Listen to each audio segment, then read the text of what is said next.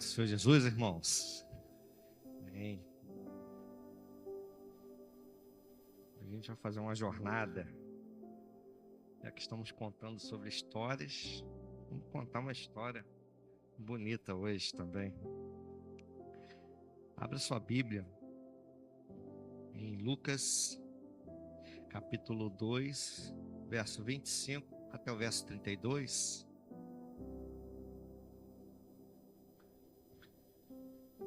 Lucas, capítulo 2, verso 25 até o verso 32.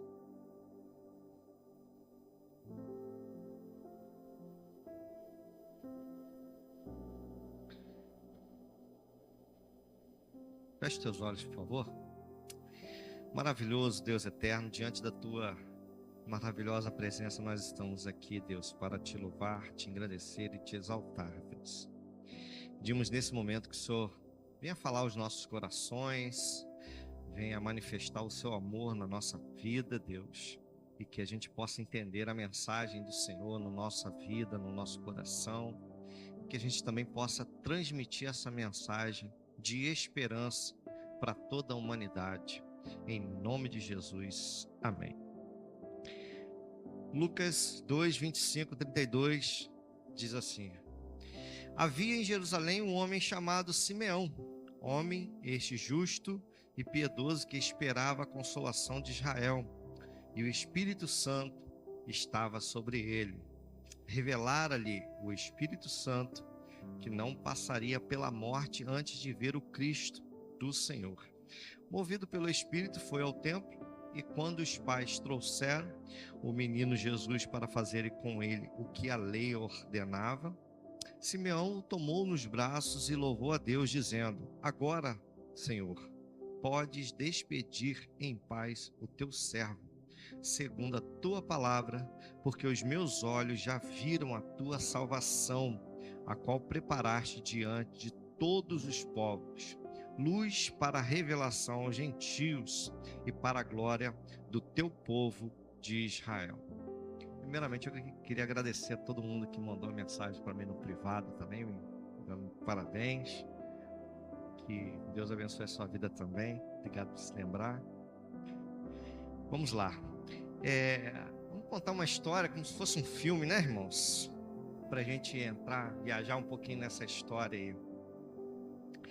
Imagina um início de um filme que não começa pelo nascimento do herói, nem pela construção de uma promessa, mas pelo momento em que tudo faz sentido. Imagina um filme começando assim, né? Então a tela se abre lá no templo de Jerusalém. Um homem idoso, de mãos trêmulas, segura um bebê nos braços. Eu fico imaginando, né? Só que ele não é o pai, ele não é o avô, ele não é tio, não é parente dessa criança. É apenas alguém que esperou a vida inteira por esse momento. E então, com seus olhos marejados, seus olhos lacrimejando, ele declara: meus olhos já viram a tua salvação. É o fim da espera. Chegou o momento, o fim da espera. É o ápice da história. É o momento em que todas as promessas, todas as profecias, todas as lágrimas, todas as esperanças se encontram em um único ponto: um bebê envolto em panos. Mas a pergunta que fica é: como nós chegamos até aqui? Como que a gente conseguiu chegar até esse momento? Como que um pai pode olhar para uma criança comum, ou como um homem qualquer pode olhar para uma criança comum e dizer: eu vi a salvação? Como esse bebê, que aparentemente é frágil, pode carregar um peso de séculos e mais séculos de expectativa? E para a gente entender, é preciso a gente voltar um pouquinho no tempo, voltar bastante no tempo, né? Voltar até o Éden. Chegar no Éden, a gente vai passar o Éden onde a promessa foi declarada, A gente vai passar um pouquinho por Abraão, onde a promessa foi reafirmada. Voltar também a Judá, Davi, aos profetas, até a gente chegar a Belém, tudo na forma profética.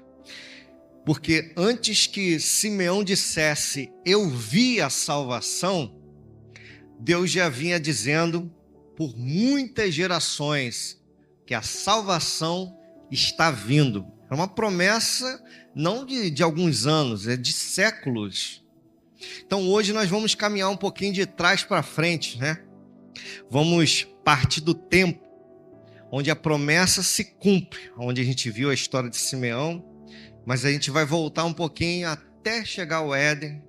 Ou melhor, vamos a partir do Jardim do Éden, aonde essa história nasceu. Simeão viu a salvação com os olhos, mas nós veremos essa salvação com o nosso coração. Amém, irmãos?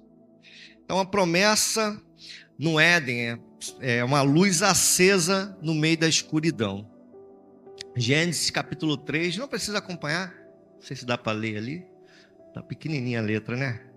Mas Gênesis capítulo 3, versículo 15 é um versículo que todo mundo conhece, né? Porém, inimizade entre ti e a mulher, este te ferirá a cabeça. Todos nós conhecemos essa passagem, então a gente sabe que ali naquele momento onde Adão e Eva pecaram contra o Senhor, Deus não apenas amaldiçoou, Deus fez uma promessa no meio do pecado ali, depois que eles pecaram.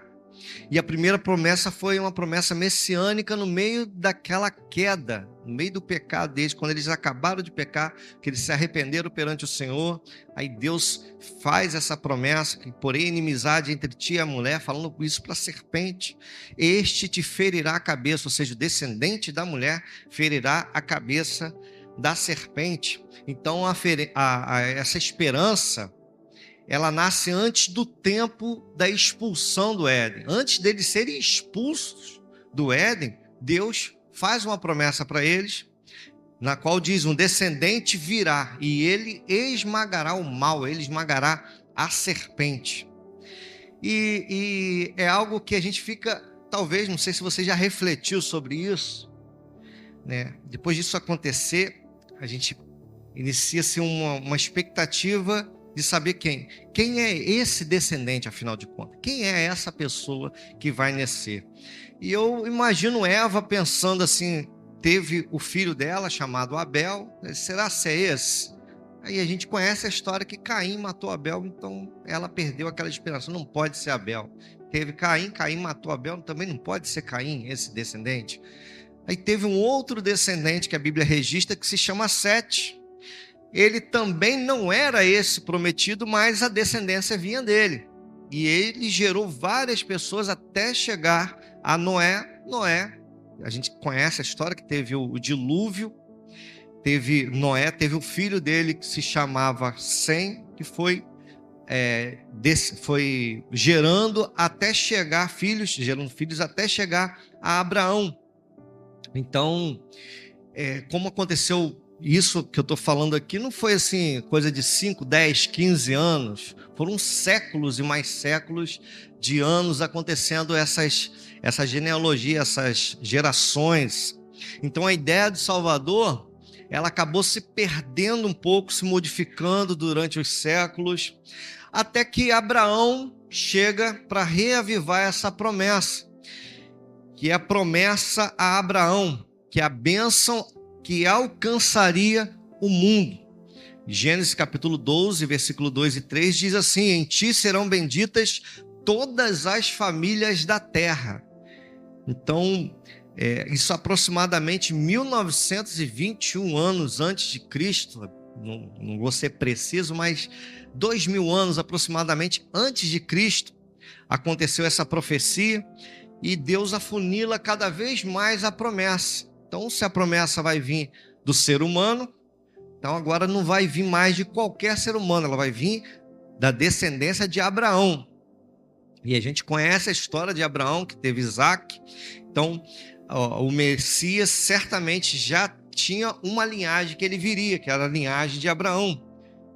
E a gente percebe também, através desse versículo que eu li, que não seria apenas um libertador para o povo, mas seria uma pessoa que traria bênçãos para todas as nações. Então a promessa ganha forma e a promessa ganha também nome, que é descendência. Aí Isaac nasce. Eu fico imaginando, será se Isaac é o filho da promessa? É o filho da promessa que Deus fez a Abraão. Mas não é esse que salvaria o mundo. Certamente passou no coração deles, né? Que poderia ser o próprio Isaac, que faria muitas outras coisas. Mas essa profecia estava se construindo de acordo com as escrituras. Então, através da descendência dele, viria sim o escolhido, mas não era Isaac, também não era Abraão. E Isaac gerou a Jacó e gerou Esaú. A gente sabe que Deus escolheu Jacó de forma soberana, dependente, tem até em Romanos capítulo 9 fala sobre isso. Então Deus continua seguindo ali essa linhagem, né? Então será se vai ser Jacó? Não, não foi Jacó. Jacó teve vários filhos, a gente conhece. Entre os filhos de Jacó, ele teve Judá, que é a promessa, a Judá que Jacó fez no final de vida. A Judá que está lá em Gênesis, capítulo 49, versículo 10, que diz assim: o cetro não se arredará de Judá, até que venha Siló. Essa expressão Siló significa Messias, até que venha um escolhido, até que venha um Messias, até que venha um ungido do Senhor, aquele que Deus preparou. Então, Judá teria reis até que viria um, que seria o rei dos reis. Só que Israel ainda nem era país. Olha como que a profecia aconteceu, né? O cetro não se arredará de Judá. Então, vai ter autoridade em Judá. Só que Israel ainda não era uma nação. Estava num processo ainda de construção ainda, com seus filhos e seus descendentes, seus netos, etc. Então, tudo isso que Jacó profetizou foi ainda antes de ser um país. Isso aproximadamente 1689 a.C. Só que agora Deus já revela também qual a tribo, aonde que ele vai ser. Irmãos, esvazie um pouquinho do que você sabe de Jesus hoje, se é que você me entende. Eles ainda não tinham pleno conhecimento que seria Jesus que nós hoje temos. Então vamos nos esvaziar desse conhecimento que nós temos hoje para entender essa história, como que ela foi se construindo. Então a promessa agora, ela é uma promessa que vai dizer que vai vir um rei, né? O cetro estaria em suas mãos, então vai ter uma autoridade. Então essa promessa ganha uma coroa. A gente sabe que ela vem de Judá. E a gente sabe que, até uma expressão, Jesus é o leão da tribo de Judá.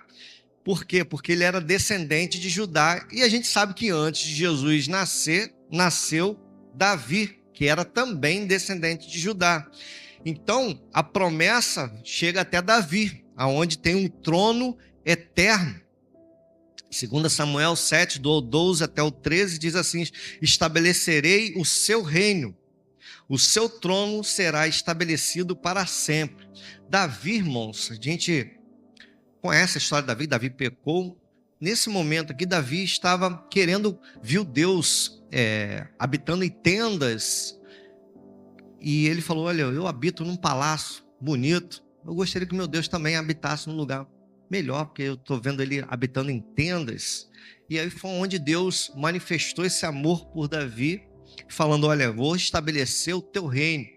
E não vou estabelecer somente um reino momentâneo, eu vou estabelecer o teu reino eternamente. Seu reino será estabelecido para sempre. Não somente os descendentes de Davi seriam reis eternos, mas hoje, como nós conhecemos a história, o próprio Jesus é conhecido como um rei eterno. Então Deus afunila cada vez mais essa profecia, a gente vai entendendo cada vez mais, eles vão entendendo cada vez mais. Então aquele ungido que Deus prometeu desde o Éden vai vir da descendência de Davi e ele vai governar sobre nós. Então ele vai ser um rei, e ele não é um rei apenas momentâneo de alguns anos, mas vai ser um rei eterno. Isso aproximadamente 1042 anos antes de Cristo. Olha quanto tempo, já passou quase 1000 anos aí. Quase não, já passou mais de 1000 anos, né? Então, a gente percebe ali que o Messias viria da casa de Davi. Por isso que no Novo Testamento tem algumas expressões. Filho de Davi, tem compaixão de mim, porque a pessoa já sabia que esse, que era o Messias, que era Jesus, era descendente de fato de Davi, que ele sim era aquele que estava reinando, que iria reinar sobre a vida deles. Então, esse rei não era apenas um rei terreno e momentâneo, conforme disse, seria um rei eterno. Claro que isso ainda não estava muito claro na mente deles. Então agora a gente percebe que a promessa ganha trono. Só para recapitular, a promessa vem até Adão, falando que o descendente dele passa por Sete, Noé, suas descendências, Sem, Abraão, Isaac, Jacó, Judá, Davi. Toda essa descendência que eu falei, e os filhos de Davi também. Eu imagino Davi tendo Salomão, falei, será que Salomão seria esse escolhido do Senhor? Será que seria Roboão, que é o filho de Salomão? Não, ia isso tudo passando séculos e mais séculos. Cadê esse Messias que não vem? Não, então o que nós entendemos? O Messias, o ungido, seria descendente de mulher, que abençoaria todas as nações. Isso tudo que a gente já está vendo.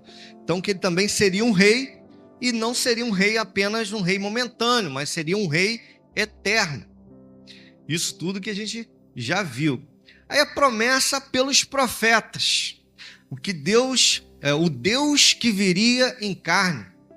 E essa começa a afunilar cada vez mais a promessa. Isaías capítulo 7, versículo 14 diz assim: a virgem conceberá e chamará o seu nome Emanuel. Agora o negócio fica mais estreito, vamos dizer assim.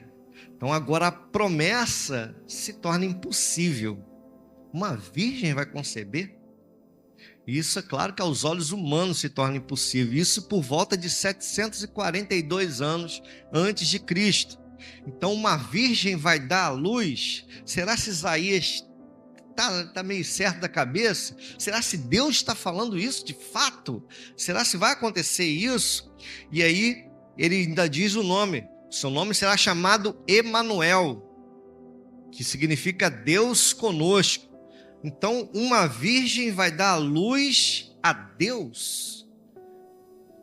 E aí fica aquela reflexão, será se Isaías está certo nessa profecia? 700 anos antes de Cristo, 742 anos antes de Cristo.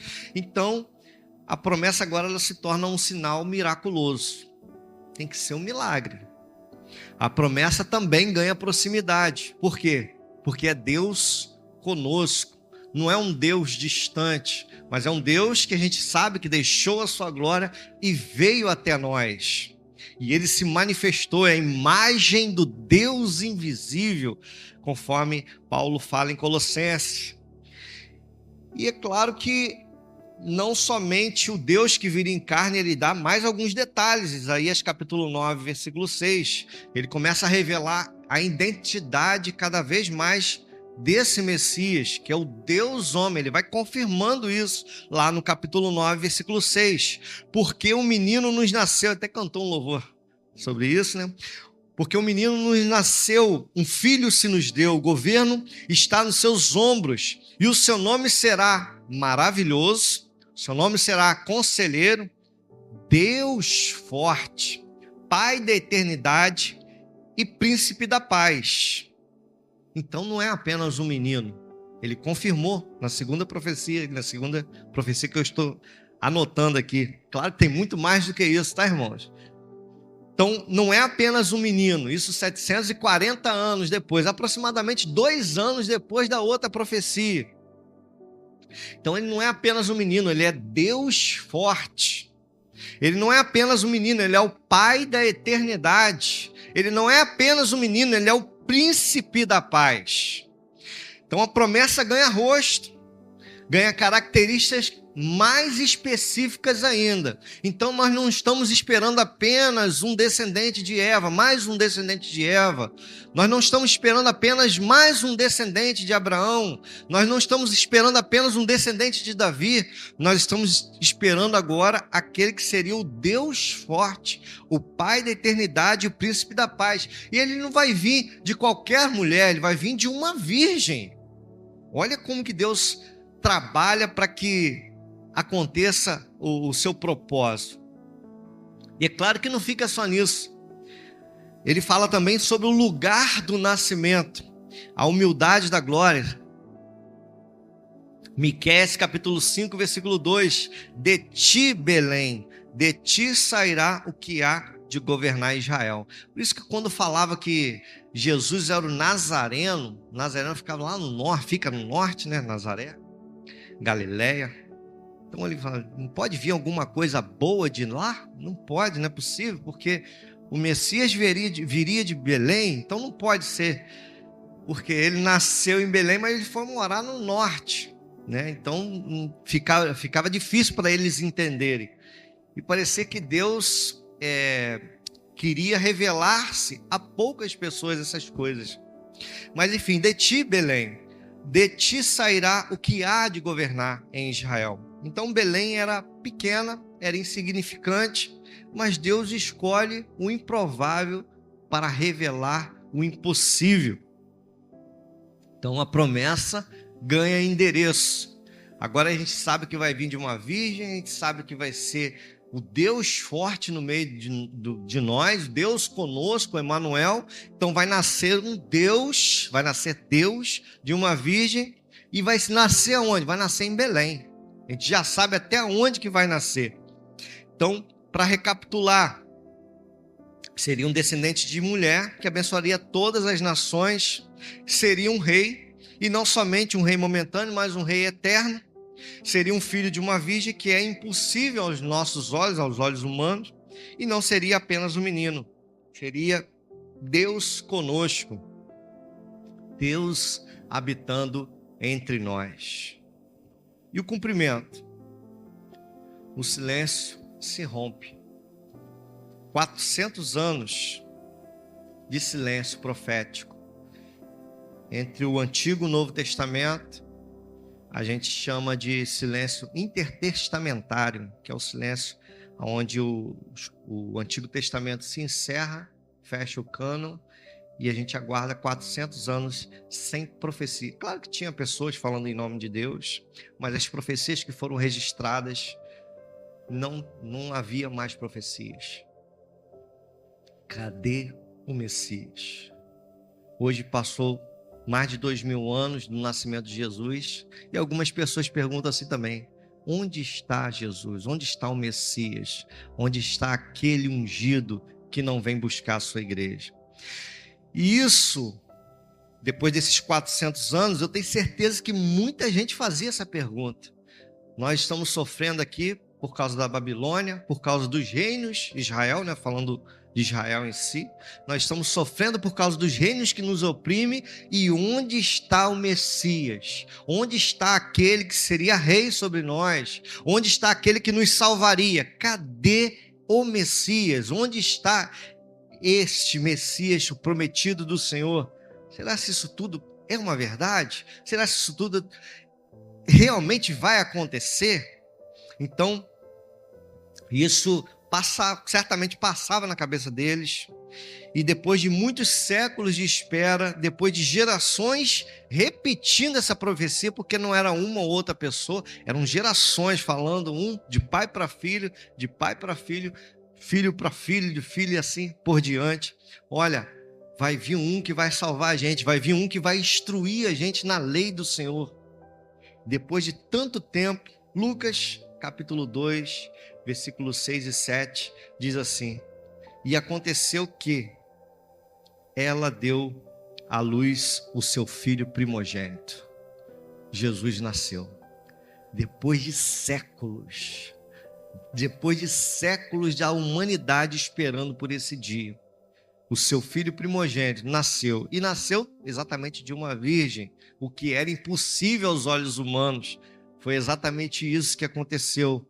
E hoje a gente sabe que o nome dele é maravilhoso, Conselheiro, Príncipe da Paz, Pai da Eternidade, Deus forte. Ainda existem outras nomenclaturas ainda para próprio Cristo, aquele que é, aquele que era, aquele que há de vir, a testemunha fiel, o primogênito dos mortos e muitas outras. Mateus capítulo 1, versículo 21 ao 23 também diz assim: Ele salvará o seu povo dos seus pecados. Então a revelação é progressiva, ela foi progredindo cada vez mais. Ué, ele não vai salvar a gente da opressão de Roma, não? Não, ele vai salvar vocês dos seus pecados. É essa que é a mensagem. Ele vai salvar vocês dos seus pecados. E o nome dele? O nome dele vai ser chamado Emanuel, que é o Deus conosco. Se confirma essa profecia em Mateus capítulo 1, versículo 21 até o versículo 23. Irmãos, que Deus é esse que entra no tempo? Ele criou o tempo. Deus não tem um tempo. Ele criou o tempo e ele entrou no tempo. O Deus criou o ar e ele respirou o ar que ele mesmo criou. A promessa finalmente se transformou em carne. Ela finalmente habitou entre nós. Tem uma música do J Neto que eu gosto muito, né? Ele diz assim: queria saber como era o seu rosto, embora eu sinta que era muito lindo. Inspirava fé e confiança e dava a todos um gozo sem fim. E realmente, eu imagino Simeão olhando para aquele garoto, para aquela criança. Eu vi a salvação do Senhor. Por séculos, meus pais, meus avós e assim por diante esperaram por esse grande momento, e eu estou aqui como um privilegiado, porque eu estou vendo.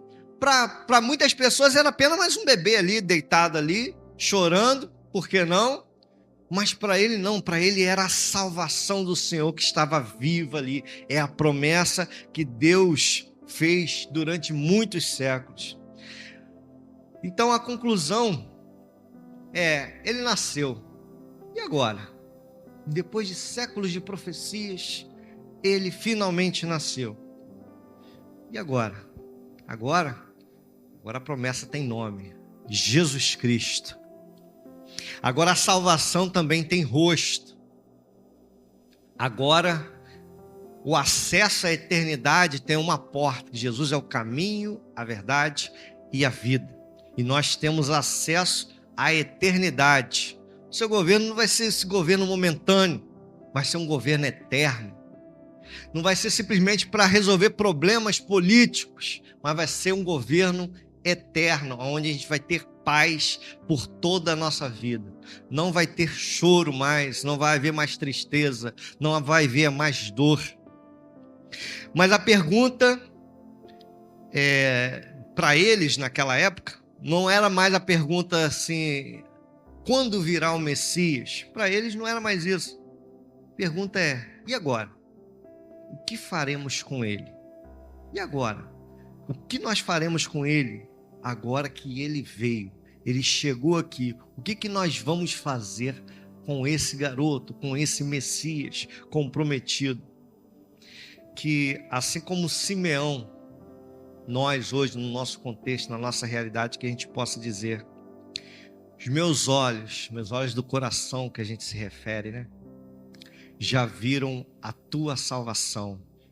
Os meus olhos, pela fé, irmãos, já viu a salvação do Senhor. Jesus Cristo já nasceu. Isso aqui é uma encenação, a gente sabe disso, mas isso leva a gente a refletir o que aconteceu há 2000 anos atrás. Foi uma alegria não apenas momentânea, mas foi uma alegria que até hoje traz isso para a gente. Amém? Feche teus olhos, por favor. Senhor Deus, eterno Pai, obrigado, Deus. Obrigado porque durante tantas dúvidas que surgiu durante esses séculos todos, muitos desacreditaram das tuas promessas, muitos abandonaram até mesmo essa fé. Muitos, inclusive até hoje, nem acreditam que Jesus é de fato o Messias, o escolhido do Senhor. Nós, durante todo esse tempo, Deus, muitas dúvidas aconteceram. Até hoje acontece dúvidas: será que Jesus vai vir mesmo? Como que vai ser isso? Mas Deus, nós temos a certeza de uma coisa, nós que cremos na tua palavra, Deus, ele virá. O Senhor virá nas nuvens, como diz a tua palavra. Hoje o Senhor nasceu, há 2000 anos atrás, o Senhor nasceu. Muitas pessoas não acreditaram que de fato o Senhor era o Messias, mas hoje, Deus, o povo ficou imaginando assim, o que nós iremos fazer agora com este? Vamos aguardar ele crescer para ele reinar sobre nós. E Roma, que tanto nos oprime, ele vai livrar a gente de Roma. Mas o propósito dele não era esse. O propósito dele era salvar os pecadores de seus pecados. É dar a vida eterna a todo aquele que crê. Porque Deus amou o mundo de tal maneira que deu seu Filho unigênito para todo aquele que nele crê não pereça, mas que tenha a vida eterna. Hoje, essa revelação que foi crescendo cada vez mais, esclarecendo, hoje o mistério foi revelado a nós, Deus. Então o mistério que estava oculto por muitos séculos, hoje foi revelado. O Senhor veio até esta terra para nos salvar dos pecados, para nos dar uma vida eterna com o Senhor. É essa que é a promessa do Senhor, Deus. Não é apenas um menino nascer e salvar o povo de guerras políticas, mas é salvar o povo e levar o povo a morar eternamente com o Senhor. Que isso fique em nossos corações, Deus, para a honra e para a glória do teu nome. Em nome de Jesus que nós oramos. Amém.